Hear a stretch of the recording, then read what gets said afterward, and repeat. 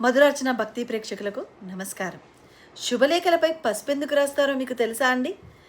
ఆ పసుపు శుభం కదా అందుకనే అంటారా? కాదండి, దీని వెనుక ఓ పౌరాణిక కథ కూడా ఉందట. శ్రీ మహాలక్ష్మీదేవి ఒకసారి తన అక్క అయిన జ్యేష్ఠాదేవికి ఎవరెక్కడ ఉండాలన్న విషయంపై చర్చ జరిగిందట. లక్ష్మీదేవి సముద్రంలోకి వెళ్ళి దాక్కుంటుంది. అప్పుడు జ్యేష్ఠాదేవి ఆమెను తిరిగి రావాలని కోరుతుంది.